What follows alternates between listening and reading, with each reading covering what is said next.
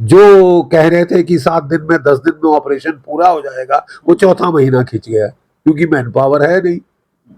यहाँ लड़ाई करके फिर वहां से यहाँ लाके फिर वो रिसाइकिल कर रहे हैं, ये कर रहे हैं, उसमें नुकसान है।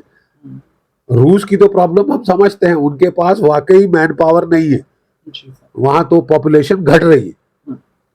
हमको मैन पावर की प्रॉब्लम है क्या? आपको प्रॉब्लम है कि आपको नौकरियां देनी, और आप 1.5 लाख नौकरी काट के बैठ गए। मतलब क्या फायदा है? मुझे मुझे ये लॉजिक नहीं समझ आया। खतरे बढ़ रहे हैं, हम मैन पावर काट देंगे। फिर जब हमने स्कीम को एग्जामिन किया तो पता चला जो आपको पैसे का फायदा जो आप देख रहे हैं पैसे बचाने का, वो तो 10 साल 15 साल के बाद होगा, जब ये लोग रिटायरमेंट होते, अगर इनकी फुल सर्विस होती। नमस्कार, मैं हूं हिमांशु और आप देख रहे हैं इस वक्त प्रो नेशन न्यूज। देश में लगातार ऐसे मुद्दे गरमाए हुए हैं और जिस जिस तरीके की हरकतें देश में हो रही है, ये अपने आप में व्यवस्था पर बहुत बड़े बड़े सवाल खड़ा कर देता है। आप लोगों को बता दें, अग्निपथ योजना का जिस तरीके से विरोध हो रहा है देश के अंदर, विरोध करने का जो तरीका है, लगातार ट्रेनें जलाई जा रही हैं, बसों के स्टैंड को जाम किया जा रहा है, गाड़ियों को धराशाही किया जा रहा है। एक वो तरीका।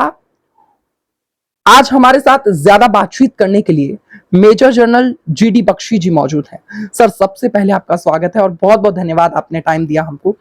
सर, बातचीत इस पर, जिस तरीके के हालात देश में बने हुए हैं, क्या कहना चाहेंगे, किस तरीके से आप इसे देखते हैं? देखिए, सबसे पहले जो आपने बात की कि जो अग्निवीर स्कीम को लेकर बसें जलाई जा रही हैं, ट्रेनें जलाई जा रही हैं, दैट इज अनएक्सेप्टेबल। खासकर अगर आप फौज में, सेना में आना चाहते हैं, तो दो टूक शब्दों में मैं कह दूं कि आप इस तरह का गदर करके सेना में आने की उम्मीद कतई नहीं कर सकते। अगर आपके बरखिलाफ कोई इस तरह का पुलिस केस बन गया तो आपके सारे सेना में आने के ख्वाब वहीं के वहीं खत्म, जीरो। आप अपने पांव में कुल्हाड़ी मार रहे हैं अगर आप ऐसा कोई हरकत करते हैं। आपको विरोध करना है, शांतिपूर्ण प्रदर्शन का पूरा छूट है इस प्रजातंत्र में। आप सीधे ट्वीट कर सकते हैं, प्रधानमंत्री जी ट्विटर पे भी वो अवेलेबल हैं और वो आप अपनी बात उनको पहुंचा सकते हैं। बाकी सारे जो इसके अंदर इन्वॉल्व हैं स्कीम के साथ, आप उनको अप्रोच कर सकते हैं। लेकिन इस तरह का तोड़ फोड़, अगजनी, ये एब्सोल्युटली नो, नॉट इम्पॉसिबल। अगर आप ऐसी काम कर रहे हैं कि फौज आपको कभी, सशस्त्र सेनाएं आपको कभी एक्सेप्ट करेगी, क्योंकि अनुशासन उनकी रीढ़ की हड्डी है सेनाओं की। मेजर जनरल जीडी बख्शी, इस योजना को किस तरीके से देखते हैं? देखिए, ये योजना शुरू की गई थी 2 बड़े मुद्दों को लेकर। एक की सेना की एज कम करनी है, उसमें बहुत समझ की बात है, क्योंकि जब लद्दाख में चीन का खतरा पैदा हो रहा है तो वहाँ ऐसी हाई एल्टीट्यूड्स में जो जितनी उम्र बढ़ती जाती है उतना आपकी फिजिकल एफिशिएंसी डाउन जाती है। इसलिए अनिवार्य है कि हमारी एक यंग आर्मी हो। तो हमारी एवरेज एज अब 36 पहुंच गई है, उम्मीद है कि इसको 24-25 तक ले आया जाए, और इसके लिए अग्निवीर स्कीम शुरू की गई है। दूसरा ये है कि जो हमारे पे और पेंशन का बिल था, वो अब जो हमारा रेवेन्यू बजट है वो कैपिटल बजट से कहीं ज़्यादा बढ़ गया है, जिसके चलते हम लोग जो है जो हमको सशस्त्र सेनाओं के लिए हथियार खरीदने हैं, वो तो उस पर तो बिल्कुल मतलब रोक लग गई। बहुत मुश्किल हो गया है। जैसे कि हमको 45 स्क्वाड्रन की एयरफोर्स चाहिए, आज के दिन हम 30 पे हैं, और एयरफोर्स वॉर विनिंग फैक्टर है। ठीक है साहब, तो पैसा चाहिए, पैसा लाना पड़ेगा, रेवेन्यू बजट घटाना पड़ेगा कैसे तैसे, और आपको कैपिटल बजट को इंक्रीज करना पड़ेगा ताकि हम ये चीजें खरीद सकें। तो ये 2 मुद्दे हैं, लेकिन साथ में एक चीज जो हम भूल रहे हैं, कॉस्ट कटिंग के करते करते ऑपरेशनल एफिशिएंसी भी तो देखनी है फौज की।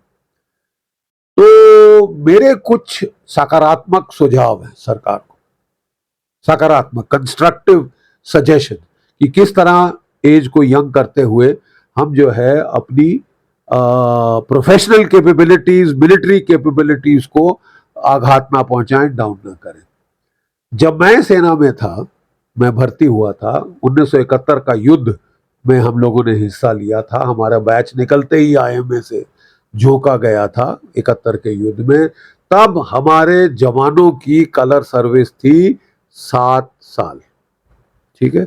और 7 साल मतलब कि इसलिए कि आर्मी को यंग रखा जाए। उस वक्त बड़ी यंग आर्मी थी हमारी। 19 से लेके 21 साल तक हम लोग अफसर बन जाते थे। और मेरे जो कमांडिंग ऑफिसर साहब थे वो 32 साल की आयु के थे, 32-33, बड़े यंग थे, कल लेफ्टिनेंट कर्नल। तभी हम लोग इतनी बड़ी जीत हासिल कर सके। ये ट्राइड टेस्टेड आजमाया हुआ फार्मूला है कि फौज को यंग भी रखे और फौज को इफेक्टिव भी रखे। 7 साल की कलर सर्विस। कहीं ना कहीं जो देश का युवा है, भारत में देखा गया है अक्सर जितने भी युवा होते हैं उनके अंदर बचपन से ही देशभक्ति की भावना होती है, तो वो लोग जो है सिपाही बनकर देश की सेवा करना चाहते हैं। मगर जिस तरीके से योजना का विरोध हो रहा है, अब सरकार को क्या करना चाहिए? क्या युवा इस योजना को समझ नहीं पा रहे हैं? कमी कहाँ पर है सर? जी देखिए, डेफिनेटली अगर आप इतने sweeping across the board changes, paradigm shift कर रहे हैं रिक्रूटमेंट प्रोसेस में, तो एट सम स्टेज, हाँ, इनिशियल प्लानिंग सीक्रेट हो सकती है, लेकिन इतनी भी ऑब्सेसिव सीक्रेसी करके वो तो सेल्फ डिफीटिंग हो जाता है ना साहब। अब आप मिसपरसेप्शंस कर रहे हैं।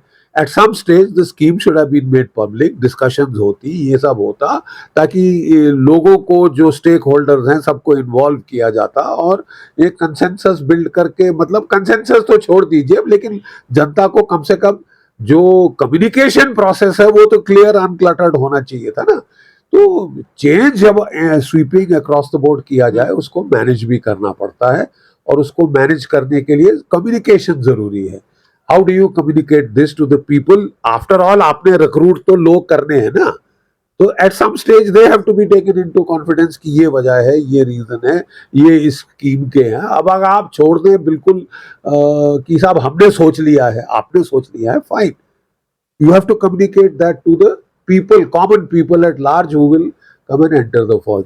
इसीलिए मैं, देखिए, सकारात्मक सुझाव दे रहा हूं कि अब हम भी समझ गए हैं, हम जो रिटायर्ड वेटरन्स हैं, हम भी स्कीम समझ गए हैं, हम भी सरकार की मदद करना चाहते हैं। जो लड़ाई हमने लड़नी थी तो वो लड़ ली, अब लड़ना है जो प्रेजेंट 3 चीफ्स हैं, तो हम हर भरसक तरीके से उनकी मदद करना चाहेंगे।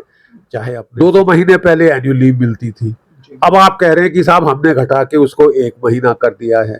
अब ये भी सोच समझ के करना चाहिए, क्योंकि देखिए, जो लड़के सियाचिन में डिप्लॉयड हैं, चाहे अग्निवीर हो, चाहे नॉर्मल फौजी हो, उसको 2 महीने छुट्टी तो चाहिए साहब। ऐसे जहाँ कॉम्बैट स्ट्रेस का एरिया है, एनवायरमेंटल स्ट्रेस का एरिया है, आपके CICT ऑपरेशंस के इलाके हैं, वहाँ से 2 महीने छुट्टी दी जाती थी। खैर, बहरहाल फौज ने बोला था हम 2 महीने घटा के हमने 1 महीना कर दिया है। ये अपने आप में बहुत भारी चेंज। बिल्कुल। तो मेरा कहना का ये है कि केवल 4 साल की अवधि, भाई 4 साल की अवधि क्यों? हमको ग्रेच्युटी नहीं देनी पड़ेगी, हमको AJIF नहीं देना पड़ेगा। मतलब आप कहना क्या चाहते हैं साहब? पैसा बचाने में हम इतना इन्वॉल्व हो जाएं कि हम ये भूल जाएं कि जो लड़का आप जिसको ला रहे हैं, आप उसको जान देने के लिए, हाथ पांव गंवाने के लिए देश के लिए कह रहे हैं, और दूसरे सांस में आप कह रहे हैं कि हम तेरे को एक टुकड़ा नहीं देना चाहते, तू तो बोझ है हमारे ऊपर, ना तेरी ग्रेच्युटी हमको भारी पड़ रही है। अरे क्या ग्रेच्युटी है? जितने साल आपने सर्विस करी, उतने महीने की, 1 महीने की, उतने महीने की तनख्वाह आपको मिल जाएगी। ठीक है साहब? तो ये क्या कोई मैक्सिमम 1 लाख रुपए के ऊपर थोड़ा होगा, इतना होगा वो हम, अब ये हाल हो गया है हमारी इकोनॉमी का। हम तो दुनिया की तीसरी बड़ी इकोनॉमी बन रहे हैं, तो ये तो हो नहीं सकता कि हम सारी पैसे बचाओ अब हम फौज पे ही करें। ठीक है साहब? तो मेरा कहने का मतलब ये है कि अगर 4 साल में लड़का केवल 2.5-3 साल ही अवेलेबल होगा फौज को, तो उसकी कैसे यूनिट में इंटेग्रेट करेंगे, कैसे ट्रेन करेंगे, खासकर जहां क्रू सर्व्ड वेपन इन्वॉल्व है। भाई एक टैंक में 4 आदमी इकट्ठे काम करते हैं, तो जब तक वो बिल्कुल मिलजुल ना जाए, घुल ना जाए टीम में, वो टीम इफेक्टिव नहीं। तोप को एक क्रू चलाता है, एक आदमी नहीं चलाता। तो कोई भरता है, कोई रेंज लगाता है, कोई कुछ करता है, वो सारी टीम को इंटेग्रेट होके काम करना पड़ता है। अब आप इंटीग्रेशन का टाइम कहां दे रहे, उसकी इफेक्टिवनेस बड़ा बाहरी सवालिया निशान होगा। तो बड़ा सीधा सवाल है, आप 4 से 7 साल कर दीजिए, और अभी आप रिटेन कर रहे हैं 25%। तो मुझे बड़ी खुशी है कि सेकंड कैरियर पे बहुत जोर दिया जा रहा है कि 10% सीपीओज में जाएंगे, 10% सेंट्रल गवर्नमेंट लेगी, मिनिस्ट्री ऑफ डिफेंस लेगी, बैंक शैंक्स लेगी, इत्यादि इत्यादि, प्राइवेट सेक्टर भी ले लेगा। लेकिन साहब बात ऐसी है, what about the first carrier? Second carrier तो बहुत अच्छा है, what about the first carrier? First carrier भी तो वायबल होना चाहिए ना। फर्स्ट कैरियर भी तो सेना जो सेना है उसको इनका फायदा, इनको ऑप्टिमल यूटिलाइजेशन का सेना को समय होना चाहिए। अगर वो इंटेग्रेट नहीं हो पाया यूनिट में, अभी जवान की सर्विस है 17 साल, 17 साल में आपको 4 अग्निवीर लाके ट्रेन करने पड़ेंगे, उस पर खर्चा नहीं होगा। और फिर जहां खर्चे का हमको फायदा उठाना है तो वो घर चला जाएगा। फिर कहा जा रहा है कि साहब ऐसे ट्रेंड लोगों को छोड़ देना सिविल में, और अगर तो उनकी नौकरी लग गई बहुत अच्छा, कोशिश यही है। लेकिन मैंने जो डिस्कशन हुई है टीवी पे, साफ सुना है कि जो है इंडस्ट्री के लीडर्स कह रहे हैं कि साहब हम तो 30,000 की नौकरी नहीं दे सकते, हम तो 15,000 की नौकरी देंगे। तो क्या वो आएगा, लेगा ऐसी नौकरी? क्या मतलब बड़े सवालिया निशान हैं।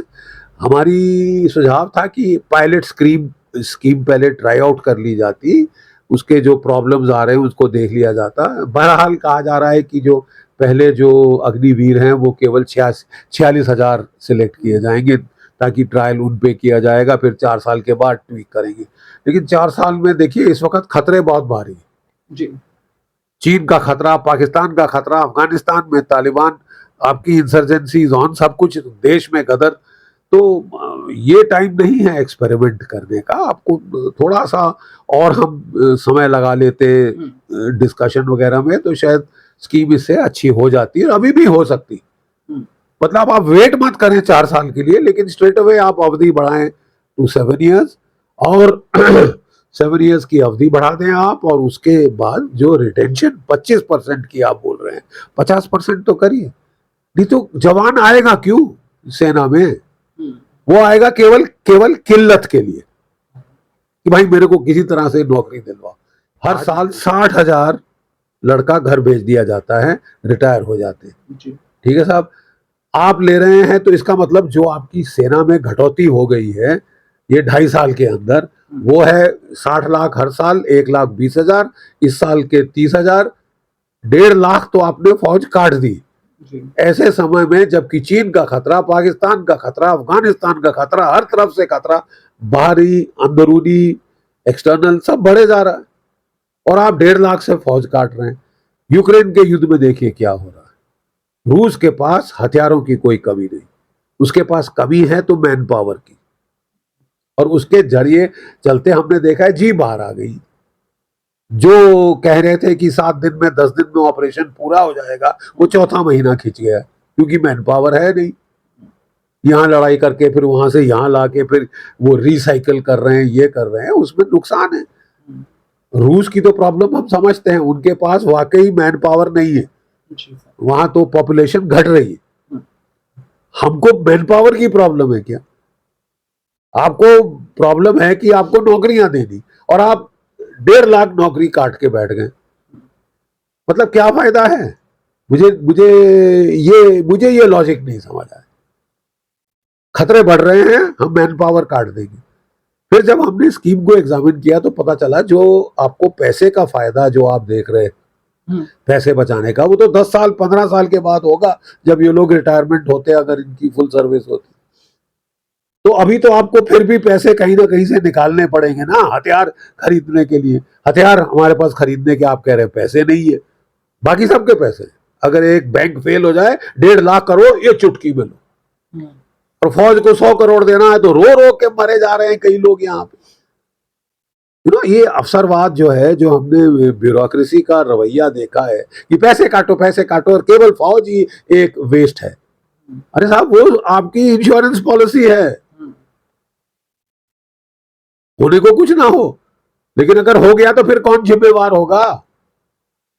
ठीक है साहब, आपको यू हैव टू केटर कि ये फौज इफेक्टिव रहे, ये कैरियर अट्रैक्टिव रहे कि लोग आए। नहीं तो आप मुझे बताएं, आज मैं एक युवा हूं, आप एक युवा हैं, आपको एक है कि मैं सीआरपीएफ में जाऊं, 58 साल नौकरी करूंगा, मतलब एक बार फौज में वो सीआरपीएफ में आ गया, सीआईएसएफ में आ गया, बीएसएफ में आ गया, 58 साल पे रिटायर होगा। दूसरी, अब आप फौज को आपने बना दिया है कि 4 साल के बाद तू सड़कों पे होगा, तू मैं शादी करूं ना करूं, ये सवालिया निशान आ जाता है कि बच्चे कौन पालेगा। तो आप तो करियर खलास कर रहे हैं ना साहब। नहीं तो यहाँ किल्लत है, मजबूरी का नाम महात्मा गांधी है, इसलिए लोग आएंगे, करता क्या ना मरता, जिसकी कहीं नौकरी नहीं लग रही वो फिर भी आ जाएगा। क्या will he be the optimal chap? हमको अच्छे खिलाड़ी, स्पोर्ट्समैन, बॉक्सर, रेसलर, कुश्ती वाले चाहिए, वो सब तो जाएंगे सीपीओज में, है ना। सीपीओज के लिए वेरी गुड फॉर द सीपीओज, ये आप ही के देश की फौज है। अपने इसके ऊपर कुल्हाड़ी मार के तो आप अपने पांव पे कुल्हाड़ी मार रहे हैं। देखिए, ये वरीज हैं, बहुत जेन्युइन वरीज हैं, इसलिए हम नहीं ऐसे एजिटेट हो रहे। मैं जानता हूं जिम्मेवारी किसी और की, और at the end of the day हम उन्हें सपोर्ट करेंगे। जो लड़ाई हमने लड़ दी थी, हमने तो जीत के सरकार को दे दी। 71 की लड़ाई में मैं था, वो सबसे बड़ी फतेह, शानदार फतेह रही है। उसके बाद मैं कारगिल में रहा हूँ, वो भी हमने फतेह करके दी। उसके बाद जो CICT ऑफ जहां जहां भेजा गया, हमने फतेह हासिल करके सरकार को दे दी। अब फतेह हासिल करना जो प्रेजेंट 3 चीफ्स हैं आर्मी, नेवी, एयरफोर्स के, उनके कंधों पर वो दायित्व। तो इसके लिए मेरा सुझाव ये है, इन सम टोटल, कि आप इस स्कीम को थोड़ा सा फाइन ट्यून करें। फाइन ट्यून में 4 साल के बदले 7 साल कर दें, ठीक है साहब, और 25% रिटेंशन के बदले बढ़ाकर 50% कर दें। ये आला दर्जे की स्कीम है। तो देखिए, युवाओं ने जिस तरीके से विरोध प्रदर्शन लगातार कर रहे हैं, युवाओं की आवाज बनते हुए और स्कीम को युवाओं को समझाते हुए, GD बख्शी जी ने 2 सुझाव इस वक्त सरकार को दिए हैं। आप लोगों की क्या राय है, नीचे कमेंट सेक्शन में जरूर बताएं, और इसी के साथ इस वीडियो को ज्यादा से ज्यादा शेयर करें। कैमरा पर्सन मानव के साथ मैं हिमांशु, प्रो नेशन न्यूज। बहुत बहुत धन्यवाद।